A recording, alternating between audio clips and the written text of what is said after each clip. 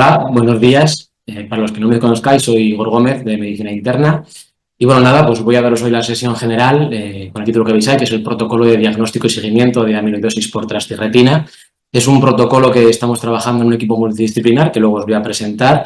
Y bueno, pues la intención es que estos pacientes estén lo mejor atendidos posible. Coincide esta charla, hoy es 27 de febrero, mañana 28 de febrero, Día Mundial de las Enfermedades Raras, ¿vale? Os lo recuerdo para que os acordéis de ello. Pero bueno, vamos con la sesión. Este es un poquito el esquema que voy a seguir y lo primero que tenemos que tener claro cuando hablamos de amiloidosis por transtirretina es qué es la amiloidosis por transtirretina. Lo primero que tenemos que diferenciar son las dos formas que tenemos de amiloidosis por transtirretina, una hereditaria o familiar y la otra que se conoce como wild type, que se asocia principalmente a la edad y que no tiene esa variante hereditaria. La amiloide, la transtirretina, es una proteína producida en hígado, principalmente en hígado, en mucha menor medida en plexos coroideos y en las células epiteliales de la retina, cuya función es transportar vitamina A y tiroxina.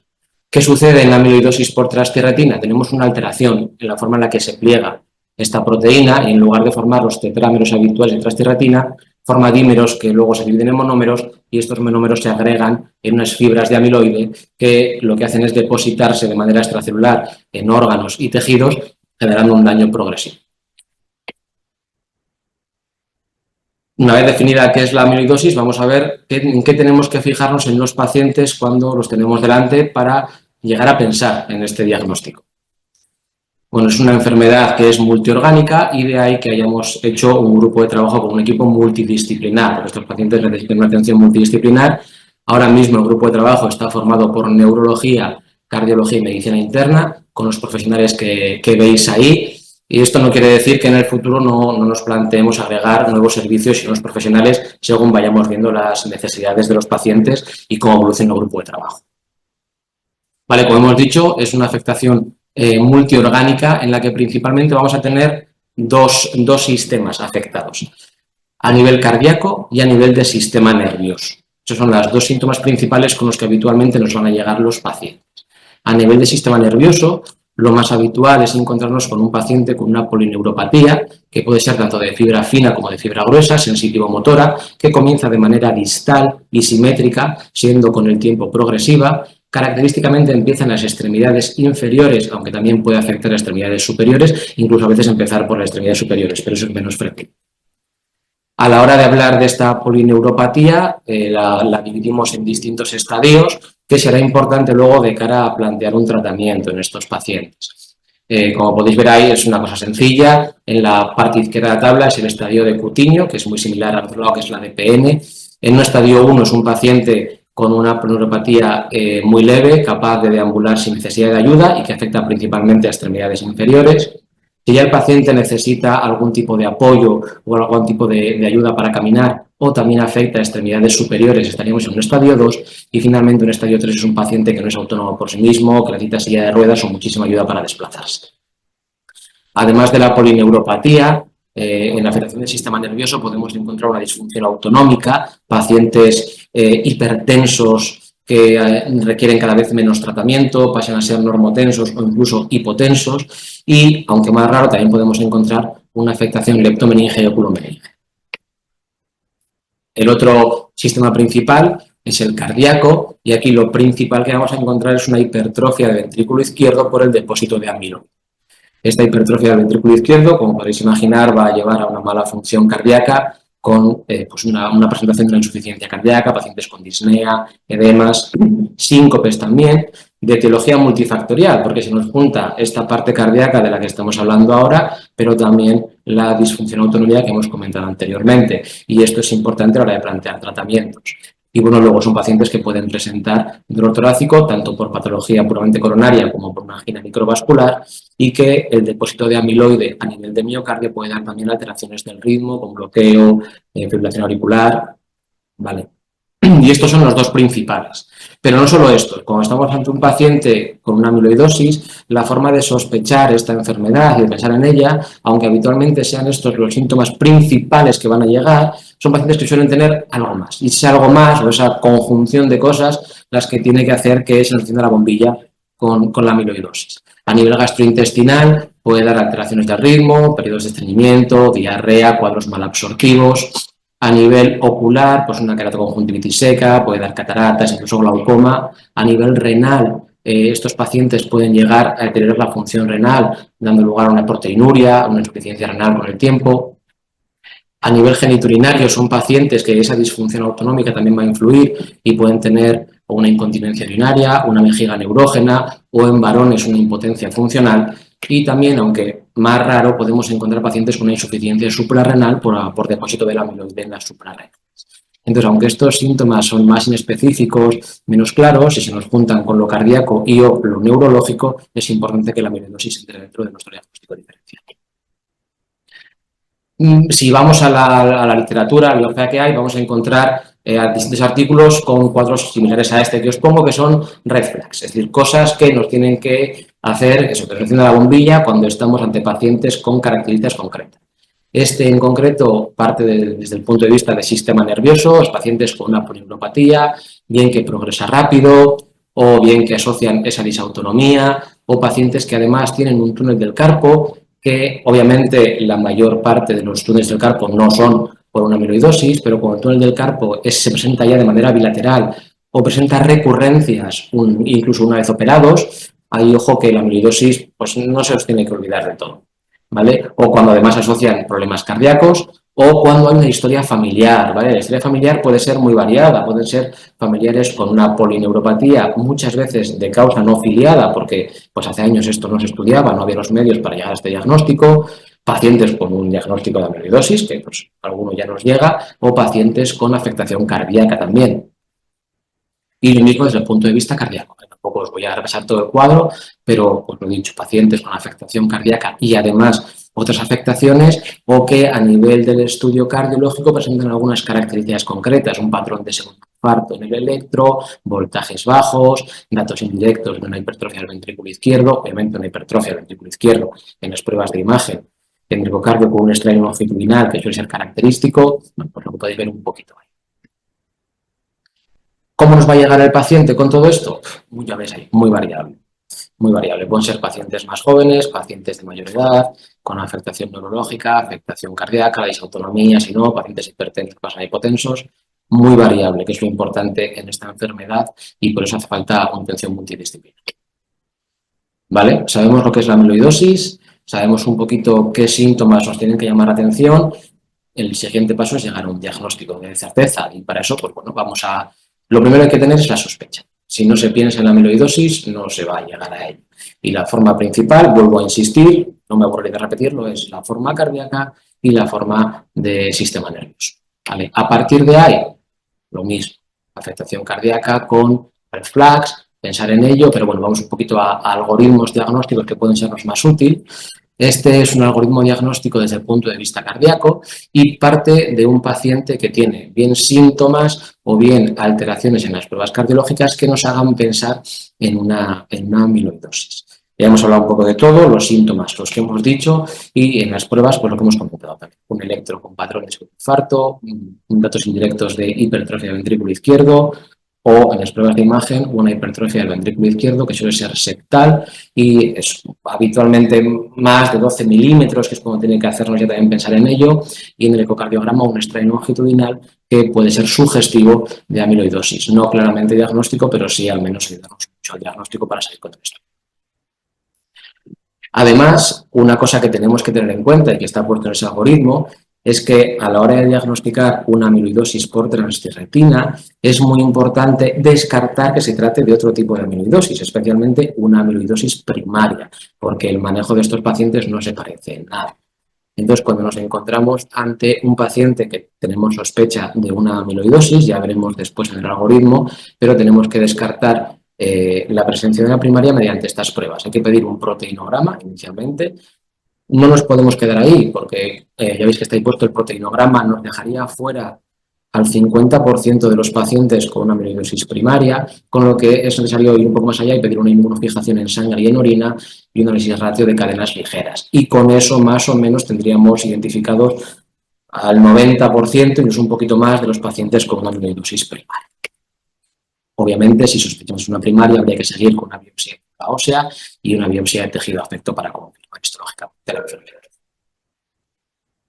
Para pedirlo en el catálogo es fácil, es decir, vamos para el primer panel, marcamos proteinograma, la inmunofijación y las cadenas ligeras y no nos olvidamos de pasar al panel de especializada 2, como veis ahí, para marcar la proteinuria de Bence-Jones, que es como nos va a hacer la inmunofijación en orina. ¿De acuerdo?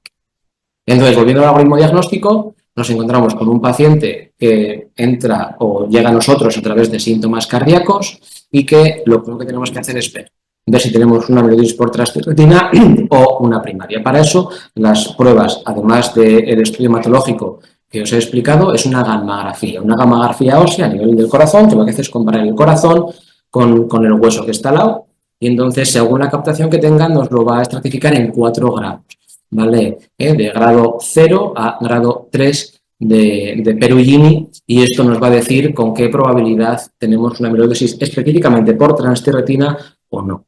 Una gammagrafía en un grado 0 es muy poco probable que sea una amiloidosis por transtirretina. Ahora, si nos ponemos en el lado izquierdo de la pantalla, lo que veis es un paciente con una gammagrafía estadio 0 y un estudio hematológico negativo. Es muy poco probable que estemos ante una amiloidosis de ningún tipo. Habría que plantear otro diagnóstico. La siguiente parte, un poquito a la derecha, es cuando nos encontramos en una gammagrafía con estadios entre 1 y 3. Y aquí hay que diferenciar. Aquí lo complicado es tener un estadio 1. Un estadio 1 quiere decir que el corazón capta más o menos lo mismo que el hueso y aquí tenemos muchas dudas de que se trate de una amiloidosis por transtirretina. ¿Por qué? Porque hay un porcentaje de amiloidosis primarias, aunque es un porcentaje bajito, que nos pueden dar falsos positivos en la gammagrafía, con lo que no nos podemos quedar solo con eso. Entonces, cuando tenemos un grado 1, necesitaríamos ir a una confirmación histológica. Es de los pocos casos que tenemos que hacer biopsia, ¿vale? En cambio, si tenemos un grado 2, 3 en la gammagrafía, es muy probable de una amiloidosis por transtirretina, y si el estudio hematológico es negativo, es prácticamente seguro. ¿Qué pasa cuando el estudio hematológico es positivo? Pues volvemos a lo mismo. Si en la gammagrafía es un grado 0, va a ser una primaria, más que una transtirretina, obviamente, y vamos a tener el problema cuando tenemos una gammagrafía de grados 1 a 3, sobre todo en grado 1, os voy a repetir, que es cuando vamos a tener más dudas, y aquí de nuevo habría que ir a hacer una biopsia de tejido afectado. Y es con estas 2 pruebas, en principio, tendríamos hecho el diagnóstico. Una vez llegados al diagnóstico de amiloidosis por transtirretina, lo siguiente que tendríamos que hacer es diferenciar entre la genética y la wild type. Nos vamos a pedir un estudio genético y con eso salimos de ellas. ¿Vale? Aquí es poco frecuente, pero los pacientes que quizás nos puedan dar más problemas, que no están reflejados aquí, pero en el día a día nos los podemos encontrar, son pacientes con una gammagrafía estadio 2-3, un estudio hematológico positivo, pero claro, sobre todo en pacientes con una amiloidosis wild type, que suele aparecer con la edad, nos podemos encontrar con pacientes que además tienen una gamapatía monoclonal de incierto, un mieloma, cosas que nos pueden engañar un poquito a la hora de hacer el diagnóstico. Entonces, bueno, aquí es interesante también contar con hematología en estos casos tan concretos para ver un poquito por dónde tirar. Igual que tenemos algoritmos diagnósticos desde el punto de vista cardiológico, los tenemos desde el punto de vista neurológico. La principal diferencia, no tenemos una prueba de imagen a nivel neurológico que nos ayude a ver cuando hay amiloidosis por transtirretina. Bueno, que aquí sobre todo lo que nos interesa es la anamnesis del paciente, tanto personal como de antecedentes familiares. Es decir, pacientes con una polineuropatía sensitivo-motora que no han respondido a tratamientos previos de esa polineuropatía o tienen antecedentes personales de afectación cardíaca o otros síntomas que hemos comentado hasta ahora, o hay antecedentes familiares, como hemos dicho antes, de pacientes con polineuropatía, que no han llegado a un diagnóstico, o de cardiopatía. Esas son las cosas que nos tienen que hacer pensar en una amiloidosis por transtirretina, y en este caso nos vamos directamente a un estudio genético. Y si el estudio genético es positivo, aunque es muy probable que nos encontremos en una amiloidosis por transtirretina, ya veis que más adelante en el algoritmo también indican confirmar o descartar, mejor dicho, que no se trate de una amiloidosis primaria con las mismas pruebas que hemos comentado antes. Este algoritmo es de 2024 y es cierto que a la parte izquierda abajo podéis ver que sí que habla que hay que confirmar mediante una biopsia. Lo he puesto a propósito para remarcar que esa biopsia ya no es tan necesaria. La amiloidosis en los últimos años ha cambiado bastante, tanto a nivel de diagnóstico como de tratamiento, y aunque antes sí que hacía mucha falta una biopsia de tejido afecto para confirmar, ahora si nos encontramos con unos síntomas claros o al menos característicos y un estudio genético positivo, una vez descartada la primaria, no necesitamos confirmar que se trata de una transtierretina a través de una biopsia. De acuerdo, además hay que tener en cuenta que esas biopsias muchas veces nos tenemos que ir a finalmente a nervio sural porque las biopsias iniciales de grasa abdominal o rectal son muy poco específicas y muchas veces son falsos negativos y acabamos yendo a biopsias más complejas que pueden tener sus efectos secundarios que no son agradables para el paciente y en los últimos años se tiende a evitar en general. Y bueno, obviamente después que hemos llegado al diagnóstico, al menos a una sospecha, aparte de certeza, es hacer un estudio de extensión con lo que veis ahí, pues a nivel cardíaco, a nivel neurológico, sí que es cierto que igual en la literatura podéis ver alguna prueba más. Aquí estamos un poquito más limitados, podemos hacer el electromiograma en otros centros para ver sobre todo alteración de la motricidad fina, puede pedirse un poco de CAM o otra prueba, que bueno, aquí de momento no se puede hacer. Una orina de 24 horas para ver esa función renal, junto con una analítica de sangre que incluya marcadores de daño miocárdico, ¿vale? Troponina y proBNP, y lo que hemos comentado, estudio genético si todavía no lo hemos hecho, y a partir de ahí, según los síntomas que nos pueda contar el paciente, de afectación digestiva, urinaria, lo que veamos. Nosotros, además, en nuestro protocolo hemos incluido una serie de escalas que nos valen en parte para plantear el tratamiento inicial del paciente, pero sobre todo para ver una evolución de la enfermedad y la efectividad del tratamiento.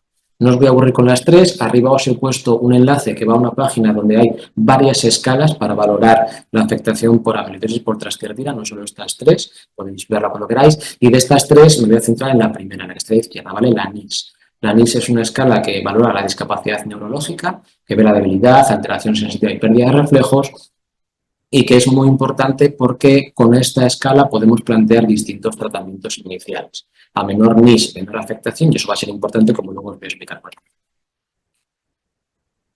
A la hora de hacer nuestro protocolo de seguimiento, nosotros hemos diferenciado dos tipos de personas, los portadores asintomáticos de una variante genética y los pacientes ya afectos, ya sea por una transtierretina hereditaria o por una wild type.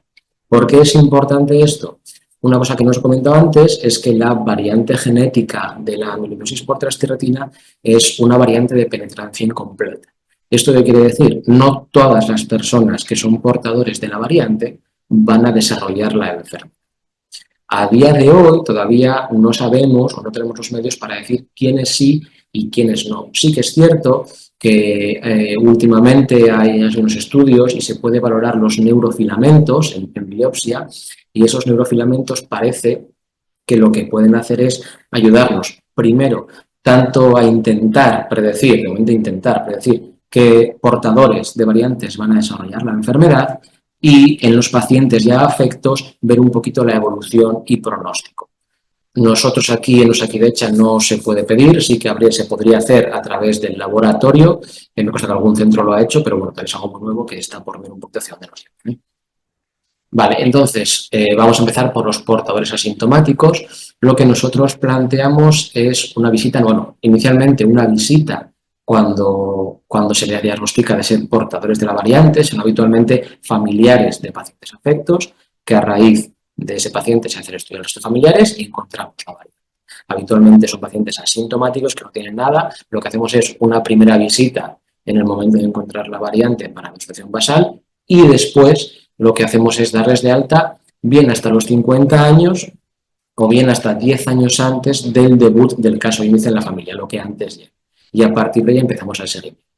En portadores asintomáticos lo que hacemos es un seguimiento anual.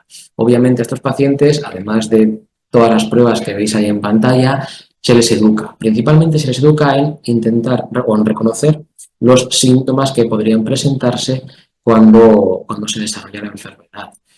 ¿Por qué? Porque si empiezan con síntomas y no han llegado a los 50 años para que pidan cita con nosotros y se les vea antes, o si se acabamos de ver y a los 3-4 meses vienen con síntomas, no esperen al año para ver la evolución. Principalmente la polineuropatía, que empiecen con hormigueo en pies, en manos, torpeza en la marcha, o que empiecen con diseño de esfuerzos, escaleras, cuestas, ¿vale? Y si va todo bien, que en principio suele ir bien, lo que hacemos es una visita con electro y ecocardiograma que se repite de manera anual. La gammagrafía no tiene mucho sentido repetirla, salvo que los pacientes cuenten síntomas, y se plantea que cada 5 años más o menos hacer una resonancia cardíaca para ver un poquito mejor la estructura cardíaca. Desde neurología se pediría un electromiograma, que sería el inicio y luego de manera bianual, salvo que el paciente cuente síntomas, que se adelantaría, un test de la marcha al inicio y luego la escala NIS, que os he dicho que es la que nos va a dar mucha información. Y por parte de medicina haríamos el control analítico, incluidos los marcadores de daño miocárdico, una orina de 24 horas para ver un poquito más el filtrado, pasaríamos 2 escalas más, Norfolk y la Compass 31, y una derivación a oftalmología para ver si existe afectación a ese nivel o si pueden ver el depósito de amiloide a ese nivel, para estar más alerta, porque si empieza a haber depósito, pues igual hay que cortar los seguimientos. Y en otro lado tenemos los pacientes afectos. A estos las visitas son más seguidas, de manera semestral, incluso de manera trimestral cuando empezamos con tratamientos, las primeras visitas, o si existe alguna causa médica que justifique tener que verles antes. El seguimiento en estos es muy similar, como podéis ver, solo que la periodicidad es cada 6 meses y se añade alguna cosita como el Holter a nivel cardíaco de manera anual para vigilar esos trastornos del ritmo que os he comentado antes. A nivel de neurología sí que iríamos repitiendo el test de la marcha cada 6 meses y a nivel de medicina la única variabilidad que habría es que alternaríamos una orina de 24 horas con el sistemático para no hacer al paciente recoger una orina de 24 horas cada 6 meses por comodidad principalmente. Y con estos estudios, en principio, estaría el paciente bastante controlado, obviamente añadiendo lo que hemos dicho antes, si existe algún síntoma extra que vaya apareciendo, un estudio dirigido. Y por último, queríamos del tratamiento. El tratamiento lo he dejado para el final y además porque no va a estar en nuestro protocolo. A nivel de tratamiento se está haciendo una guía para todos aquí de Osakidetza, que está tramitándose a través de la Comisión de Fármacos Huérfanos. Está trabajando principalmente la neuróloga de Basurto, se llama Solange, y bueno, tiene mucha experiencia en amiloidosis por transtirretina y es probable que salga dentro de poco. Ya tenemos una guía de tratamiento, pero está actualizándose porque ha habido en los últimos años muchas novedades. ¿Vale? Antes de entrar en tratamientos específicos, os pongo aquí tratamientos principalmente sintomáticos, que es lo que la mayor parte de las veces vamos a necesitar. No os voy a explicar todo este cuadro, os lo dejo ahí por si lo queréis ver, simplemente 2 cosas a detallar. Uno, a nivel de dolor neuropático, tenemos, como podéis ver, muchas opciones de tratamiento. Sí que lo que yo remarcaría es que tenemos que tener en cuenta a la hora de elegir el tratamiento qué paciente tenemos delante. Por ejemplo, pregabalina, gabapentina son 2 fármacos que sabéis que van muy bien para un dolor neuropático, pero que como efectos secundarios pueden dar edemas en extremidades inferiores. Si son pacientes que además de la polioneuropatía tienen una afectación cardíaca y de cara a valorar el tratamiento diurético tenemos que manejarnos con síntomas como por ejemplo qué edemas tienen, igual no son el mejor tratamiento a la hora de pautar y tenemos que elegir otras cosas. O, por ejemplo, la duloxetina, que lo mismo es un buen tratamiento, pero dentro de los efectos secundarios puede dar una disfunción eréctil. Si es un paciente varón que además tiene una afectación disautonómica, pues igual tampoco es la primera elección. Y otra cosa a tener en cuenta es a nivel cardíaco. Ya hemos dicho que son pacientes que pueden tener una disautonomía de etiología multifactorial, esa normotensión o hipotensión en pacientes que eran hipertensos, y eso nos va a limitar a la hora de poner ciertos tratamientos. ¿Vale? Diuréticos y antagonistas de aldosterona sin ningún tipo de problema. Beta bloqueantes, en principio tampoco deben tener problema, con precaución, por si acaso pues hay hipotensión. Tenemos principalmente problemas con los calcioantagonistas y con la dioxina. Se ha visto que estos tratamientos tienen bastante mayor afinidad por la fibra de amiloide, con lo que se unen mucho más y el efecto es mucho mayor, pudiendo generar bastante más efectos secundarios, con lo que de entrada estarían contraindicados. ¿De acuerdo? Nada, a nivel cardíaco, lo que se puede comentar de los tratamientos para el control del ritmo, pero sobre todo destacar de esta diapositiva la anticoagulación. Ya hemos dicho que son pacientes que pueden tener trastornos del ritmo. Obviamente la indicación es igual que el resto de pacientes, según las escalas, valorar esa anticoagulación, pero hay que tener en cuenta 2 cosas extra en estos pacientes. Uno, son pacientes que, aunque es una manifestación rara, pueden presentar una angiopatía cerebral por el depósito de amiloide. Y ahí el riesgo de sangrado podría estar aumentado. Un sangrado a nivel cerebral puede ser un grado mayor. En estos casos habría que tener en cuenta ese riesgo-beneficio a la hora de plantear una anticoagulación. Y pacientes que además de anticoagular cuando hay un trastorno del ritmo, la literatura sí que recomienda plantear esta anticoagulación cuando tenemos un ritmo sinusal, pero además tenemos una disfunción auricular que puede alterar la contractilidad. Porque en estos pacientes he visto que en esos casos, por las características que tienen, el riesgo de trombosis está aumentado. Entonces, hoy habría que plantear.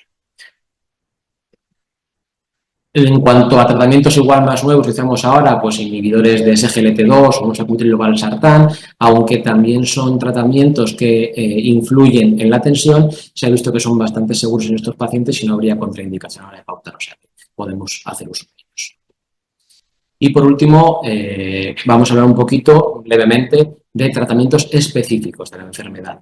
No hay ningún tratamiento curativo para la amiloidosis por transtirretina, ¿de acuerdo? Todos son tratamientos que lo que hacen es frenar la progresión en mayor o menor medida.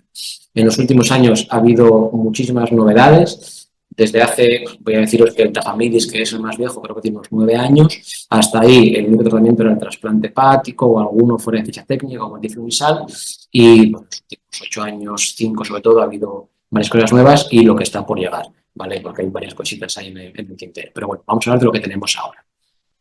Tafamidis, el único tratamiento oral que tenemos para la enfermedad y el único que tiene indicación para dos cosas concretas.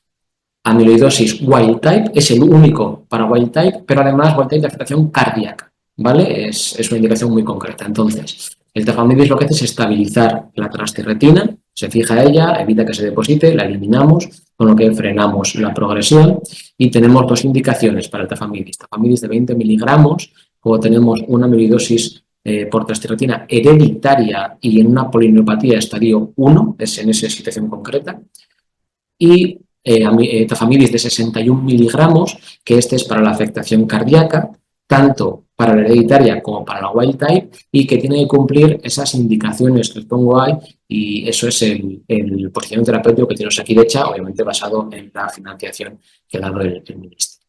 ¿De acuerdo? A día de hoy es cierto que hay tratamientos que igual han dejado al tafamidis en un segundo plano, pero el tafamidis sigue teniendo su lugar, principalmente en aquellos pacientes en los que hace un diagnóstico precoz, que tienen una afectación sensitiva motora leve y que tienen un NIS o una NIS por debajo de 10 puntos. De ahí que os decía antes que la escala NIS sí que es importante para nosotros a la hora de decidirnos por un tratamiento u otro. Ya si nos pasamos a otros tratamientos, tenemos los silenciadores de ARN de primera y segunda generación. Estos lo que hacen es ir directamente al ARN y lo que hacemos es no producir esta proteína alterada. Lo mismo, volvemos a frenar la progresión de la enfermedad. El patisiran, que fue uno de los primeros que salió, la indicación es de amiloidosis por transtirretina hereditaria para una polineuropatía estadio 1 y estadio 2. O sea, esta sería una opción para sobre todo cuando nos falla el tafamidis, además de inicio, pero cuando nos fracasa el tafamidis. Se administra eso de manera endovenosa cada 3 semanas y lo que hay que tener en cuenta con estos tratamientos, aparte de la premedicación, es que necesitamos suplementar a los pacientes con vitamina A. Ya hemos dicho antes que la transtirretina no es su función sea transportar vitamina A, no la producimos y entonces vamos a tener un déficit de vitamina A que necesitamos suplementar. Y a la hora de plantear esta suplementación es muy importante que no nos guiemos nunca por la analítica. La analítica, la vitamina A, siempre va a estar baja en pacientes con estos tratamientos. Si necesitamos aumentar dosis o plantearnos alguna cosa, es necesario que nos manejemos por la clínica, pues pérdida de visión o lo que el paciente nos pide. De acuerdo. Primo hermano del patisiran es butrisiran, es del mismo laboratorio, prácticamente la misma molécula, pero le han hecho una mejora y, bueno, pues tiene sus características. Lo primero es que en lugar de ser de administración endovenosa, es de administración subcutánea y pasamos de cada 3 semanas a cada 3 meses. Para los pacientes es muchísimo más cómodo. Lo mismo, habría que poner vitamina A suplementada y nos ahorraríamos la premedicación. El butrisiran de momento tiene una indicación en polineuropatía estadio 1 y 2 y están en ello a ver si se está valorando la indicación de afectación cardíaca que de momento no está. Otro silenciador de ARN de primera generación es el inotersen. Lo he dejado para el último porque es cierto que se ha quedado en un papel un poquito relegado. No por su eficacia, que es buena, sino principalmente por sus efectos secundarios, que pueden ser trombocitopenia y glomerulonefritis. Vale, es un tratamiento que se pone subcutáneo semanalmente, pero que además, por esos efectos secundarios, obliga a hacer una analítica cada 2 semanas a los pacientes. No solo es que no es cómodo, es que los efectos secundarios pues, pueden ser peligrosos y eso ha hecho que esté en una posición un poco más atrás. Pero ya os digo que la eficacia es igual de buena. Y bueno, después de tratamientos, ¿cómo estamos a nivel de osakidecha? ¿Qué podemos hacer nosotros? Pues ya os digo que aunque la guía va a salir dentro de poquito actualizada y estará colgada, para que os hagáis una idea, nosotros tenemos una indicación de cuando tenemos un paciente con una polineuropatía estadio 1, la indicación sería tafamidis de 20 miligramos. Si ya tenemos una polineuropatía en estadio 2 directamente, que pacientes que ya llegan a ese estadio, o ha habido un fracaso tafamidis, se podría plantear pasar a los silenciadores de ARN, que aunque os pongo los tres, porque los tres son opciones, principalmente lo que estamos hablando es Vutrisiran por la comodidad que supone. ¿Vale? Y por último, hay que tener en cuenta la indicación de afectación cardíaca por amiloidosis, no solo hereditaria, sino también en wild type, y podríamos poner tafamidis de 61 miligramos, recordando siempre las indicaciones del posicionamiento terapéutico de osakidecha. Y nada, por mí hasta aquí. Muchas gracias por escuchar.